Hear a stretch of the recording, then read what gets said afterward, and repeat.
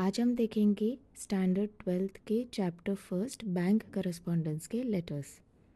सो जो हमारा first letter है that is a request to open a demat account. अभी ये जब भी आप बैंक करस्पॉन्डेंस करते हैं तब थोड़ी चीज़ों का ध्यान रखें।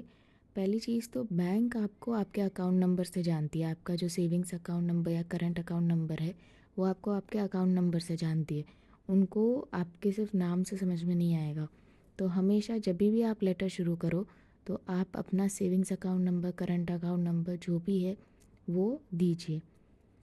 नेक्स्ट चीज़, अगर आप कोई भी इन्फॉर्मेशन मांग रहे हो, इसमें थोड़े लेटर्स ऐसे भी है कि आप इन्फॉर्मेशन मांगिए कि मैंने आपके ये अकाउंट, ये सर्विसेज के बारे में एडवर्टाइजमेंट में देखा था, तो आप मुझे फर्दर इन्फॉर्मेशन दीजिए। तो इन्फॉर्मेशन में आपको 3-4 थोड़ा डिस्क्रिप्शन देना पड़ेगा कि आपको किन किन बातों का इन्फॉर्मेशन चाहिए। तो इसमें 3-4 चीज़ें याद रखें। एक तो टर्म्स एंड कंडीशन पूछ लीजिए, जो चार्जेस और फीस है उसके बारे में पूछ लीजिए। उसके बाद प्रूफ ऑफ आईडी प्रूफ और एड्रेस प्रूफ क्या चाहिए, एप्लीकेशन फॉर्म कब तक भर के देना है, ये सब पूछ लीजिए। सिमिलरली जब आपको ओपन करना है कोई भी अकाउंट तो आपको वही चीज़ बोलना पड़ेगा कि ये सारी चीज़ें मैं प्रोवाइड करवा रही हूँ। पहली चीज़ तो आप ये बताइए कि मैं टर्म्स एंड कंडीशंस के लिए एग्री कर रही हूँ। नेक्स्ट आप बताइए कि फ़ीस और चार्जेस आप मेरे बैंक अकाउंट में से डिडक्ट कर लीजिए, उसके लिए मैं एग्री कर रही हूँ। और लास्टली आप बताइए कि मैं ये लेटर के साथ application form, passport size photo, ID proof, address proof सब कुछ अटैच कर रही हूँ। सो हम पहले रिक्वेस्ट ऑफ डीमैट अकाउंट देख लेते हैं। We are starting with I have held the savings account in your bank since last 6 years। My savings account number is dash dash dash. कोई भी नंबर है, savings account number, debit card, credit card number, सब कुछ 12 digit का होना चाहिए। कोई भी 12 डिजिट को आप उसका ब्यूटी मत देखना। कोई भी सही अकाउंट नंबर, कोई भी सही डेबिट कार्ड नंबर नहीं है तो उसका आप कभी अकाउंट नंबर लिख के फिर बिना वजह उसको कट करके फिर नया मत लिखने जाओ।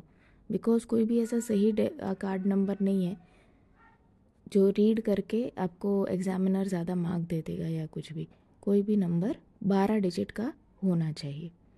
Recently, your bank has advertised about various new account facility like online banking, demand account, etc. In this regard, you are requested to open a demat account in my name. I wish to connect the demat account with my savings account number जो ऊपर लिखा है वही। I assure to obey all rules and regulation and pay all charges connected with the account. I will maintain the minimum monthly balance as per the rules of demat account.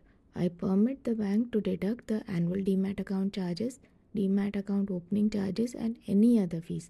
आपके दिमाग में अगर नाम नहीं आ रहा है फीस और charges के तो सिंपल लिख दीजिए I permit the bank to deduct all fees and charges from my bank account. उसके बाद आप सबमिट कर रहे हैं। I am here with submitting my undertaking in prescribe form, 2 passport size photo, photocopy and Aadhaar and PAN card and nomination form. Kindly open the Demat account and send online ID and password to my residence. सबके नीचे सारे letters के last में लिख दीजिए prompt reply is expected. Next है request to stop payment of cheque. इसमें आपको बहुत सारी चीज़ें घुमा फिरा के लिखने की ज़रूरत नहीं, ये बहुत ही टू द पॉइंट रखिए बिकॉज ये बहुत ही अर्जेंट मैटर है। अभी आप क्यों पेमेंट स्टॉप करना चाहते हैं, क्या रीज़न है, वो आपको इतना डिटेल में बताने की ज़रूरत नहीं है। बताना है तो एक लाइन में बता दीजिए, या फिर आपको अगर है बहुत ज़्यादा क्रिएटिविटी और आप लिखना चाहते हैं तो लिखो पूरा स्टोरी। बट ये बिकॉज ऑफिशियल लेटर है तो it has to be to the point. जहाँ पे डिटेल्स देने की ज़रूरत नहीं वहाँ पे अननेसेसरी डिटेल्स मत दीजिए। So this is request to stop payment of cheque. I have held savings account in your bank since last 6 years। ये कुछ चीज़ें हैं ना, कुछ चीज़ें आप फिक्स रखिए अपने दिमाग में कि मैं क्या लिखने वाली हूँ। वहाँ एग्जामिनेशन में जाके बैठ के मत देखिए। जैसे ये जो पहला सेंटेंस है ना, आई have held savings account savings account in your bank, ये आप देखिएगा हर एक लेटर में ये जो सेंटेंस है ये कॉमन ही रहेगा अनलेस क्वेश्चन में स्पेसिफिकली कुछ ऐसा दिया हो।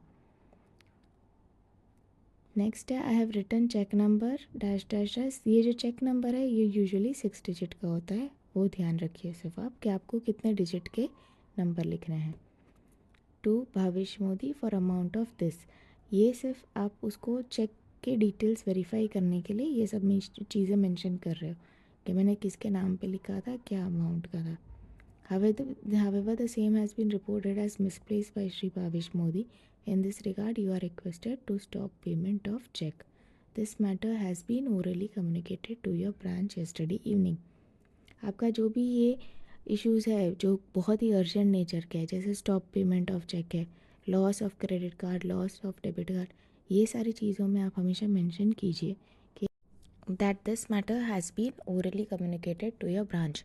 बिकॉज आपको चैप्टर में भी कहा गया था कि ऐसे जो अर्जेंट केसेस होते हैं वो सब आपको उसका प्रोसीजर ये है कि आपको इमीडिएटली टोल फ्री नंबर पे या कॉल करके बैंक को इन्फॉर्म करना है, और लेटर तो बाद का प्रोसीजर है, बट पहले आपको ओरली इन्फॉर्म कर देना बहुत ज़रूरी है।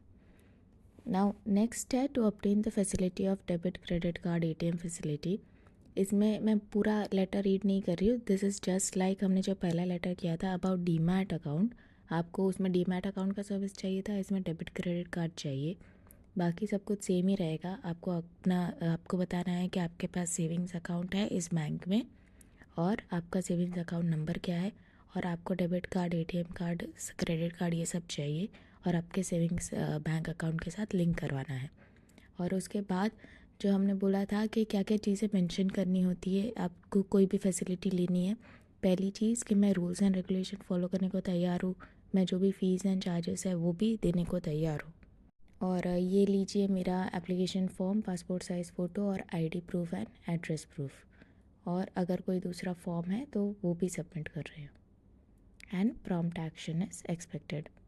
इसके बाद जो नेक्स्ट है that is informing about the loss of debit credit card.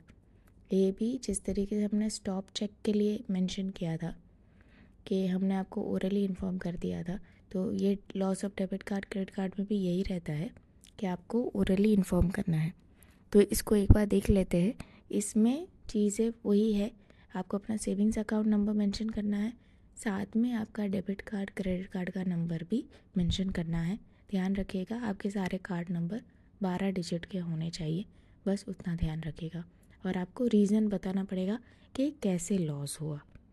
So I have held a savings bank account in your bank since last 6 years. My savings account number is this. I have been issued debit ATM card and credit card by your bank, which is connected with my savings account. My debit card number is this, कोई भी 12 digit, and credit card number is this. I wish to inform you that today while traveling from public transport, my wallet was lost.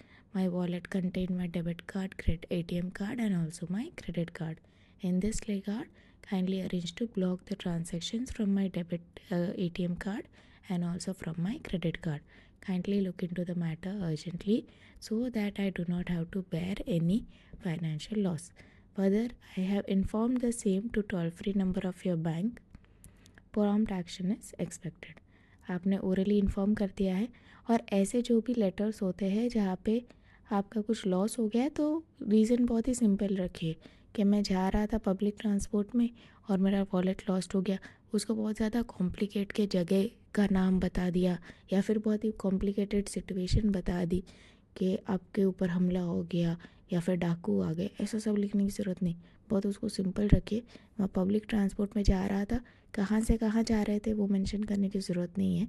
आप mention कर सकते हो, ठीक है, पर उस बात के बारे में ज़्यादा स्ट्रेस लेने की ज़रूरत नहीं है, उसको सिंपल रखिए। आप FIR नहीं कर रहे हो।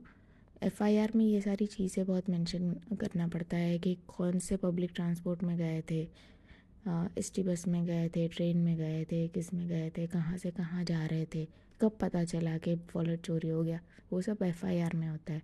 बैंक को सिर्फ इतना जानना है कि मेरा खो गया था वॉलेट, बस बात ख़त्म। नेक्स्ट है letter drawing attention towards error in bank statement. So ये सॉर्ट ऑफ एक कंप्लेंट लेटर है जिसमें पासबुक में कोई गलती है। तो ये इतना बड़ा कंप्लेंट नहीं है, ये एक रेगुलर आप बोल सकते हो क्लरिकल कंप्लेंट है। आप फर्स्ट बार लेटर लिख रहे हो तो आप एक्सपेक्ट कर सकते हो कि भाई ठीक है, मैं लेटर लिखूँगा, मेरा प्रॉब्लम सॉल्व हो जाएगा। तो इसको बहुत हाइप करके लिखने की ज़रूरत नहीं है। So I have held a savings bank account in your bank since last 6 years. This is common in all my letters. I have visited the kiosk attached with the branch office. बताना पड़ेगा आपको. हाँ ठीक है. आप इसमें मैं क्या चूज़ कर रही हूँ?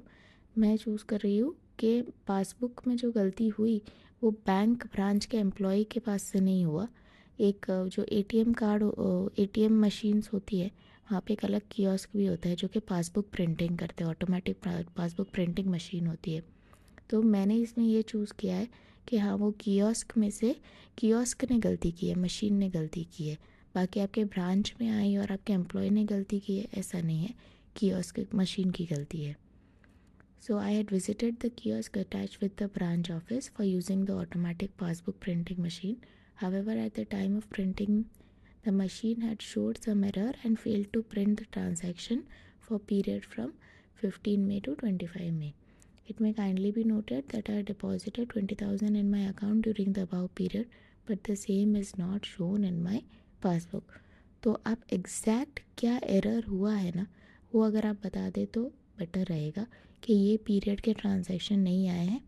इसमें जैसे मैंने लिखा है डिपॉजिटेड 20,000 उसके बदले आप लिखिए कि during this period I have done more than 10 transaction. However it is not shown in my passbook. Next है letter informing closure of the account. इसमें आप बताइए कि आपके पास सेविंग्स अकाउंट है और due to some personal and professional issues I have to shift to another country and do not need the savings account in future. In this regard, kindly arrange to close my savings account. I am returning the unused checkbook. Kindly arrange to close the account and refund the balance to me through preferable mode. तो कोई भी account close करने के time पे आपको दो चीज़ों का ध्यान रखना है. एक तो एक बेसिक रीज़न बता दीजिए. दूसरी चीज़ आपके पास जो भी चेकबुक है वो रिटर्न कीजिए और उसको बोलिए कि अगर मेरे बैंक में कोई बैलेंस पड़ा है तो वो मुझे आप रिटर्न कर दीजिए. तो इन तीनों चीज़ों का आपको ध्यान रखना है. नेक्स्ट है टू अवेल लॉकर फैसिलिटी. तो इसमें भी सेम है जिस तरीके से हम डीमैट अकाउंट का देखा था हमने, डेबिट क्रेडिट कार्ड आपको इशू करना था उसमें देखा था, वही सेम चीज़ आपको लिखनी है कि you will obey all the rules and regulation, you accept all the fees and charges and I am attaching my passport size photo, ID proof, address proof for KYC purpose and giving my nomination form and application form. Next है letter of complaint regarding rude behaviour of the bank employee. ये थोड़ा लंबा letter लिखना पड़ेगा आपको because आप जब किसी एम्प्लॉय का कंप्लेन कर रहे हो, अभी आप खुद एज एन एम्प्लॉयर सोचो, अगर एज एन एम्प्लॉयर कोई ऐसे ही हवा में आपके एम्प्लॉय की कोई कंप्लेन कर दे कि भाई मैं आपके ब्रांच विज़िट किया था, मुझे आपके एम्प्लॉय का बिहेवियर पसंद नहीं आया. पर एग्जैक्टली क्या पसंद नहीं आया कोई भी इंसान पूछेगा ना, एग्जैक्टली उसने क्या बोला, एग्जैक्टली आपको कौन सी चीज़ पसंद नहीं आई, मैं एक्शन कैसे लूँ अपने एम्प्लॉय के ख़िलाफ़. तो मुझे एक एग्जैक्ट डेटा पता होना चाहिए. उसके लिए ये कंप्लेंट लेटर थोड़ा बड़ा रहेगा. लेकिन आपको ध्यान रखना है कंप्लेंट लेटर लंबा होगा लेकिन वो अभद्र नहीं होगा. It should not be vulgar. आपको कहीं पे भी गाली नहीं लिखनी है या फिर कुछ भी गंदी लैंग्वेज नहीं लिखनी है. ठीक है, you have to be very respectful. आपके बर्ताव में आपको बहुत रिस्पेक्टफुल रहना है लेकिन एट द सेम टाइम आपको सामने वाले को कन्वे करना है. So I have held savings account in your bank since last 6 year. My savings account number is this. तो आपको बताना है, आपको पहले अपने आप को इंट्रोड्यूस करना पड़ेगा. तो बैंक के लिए आपका इंट्रोडक्शन आपका सेविंग्स अकाउंट नंबर ही है. I had visited your branch office for passbook printing for machine to update transactions of last 6 months. When I arrived at the bank, the counter had only one person in front of me in queue. I had taken the token number as per procedure. मतलब आप बता रहे हो मेरे procedure सब मैंने follow किया हुआ है. However, the employee at the counter did not call my token and instead started printing passbook of other two people who were standing without token. मतलब दूसरे लोग रूल ब्रेक कर रहे हैं लेकिन आपका एम्प्लॉय है वो उसको एंटरटेन कर रहा है, वो मेरा काम नहीं कर रहा है. From the behaviour of the customers and the employee I found that they were friends of the employees. When I objected to this behaviour and asked the employee to stop allowing people to break the line, he became really angry and started scolding me for disturbing him during work and to stand quietly. This was very humiliating for me as I did not do anything wrong. Even after this, he took my passbook and kept it aside and went for a tea break for over 25 minutes. मतलब आप बता रहे हो कि पहले तो उसने दूसरे कस्टमर्स को एंटरटेन किया, आपका काम करने से पहले दूसरे का काम किया, तो आपका टाइम वेस्ट हुआ, प्लस आपका पासबुक रख के फिर वो टी ब्रेक में 25 मिनट के लिए चला गया, तो वापस आपका टाइम वेस्ट हुआ. The employee deliberately made me wait for over 30 minutes in the bank because I had asked him to not favor his friends. Please note, अभी ये जो बिहेवियर हुआ इसमें ये उसने बिहेवियर क्या गलत किया, लेकिन उससे आपको पर्सनली क्या इफ़ेक्ट हुआ. ठीक है, पहली चीज़ तो आपकी बेइज्जती हुई.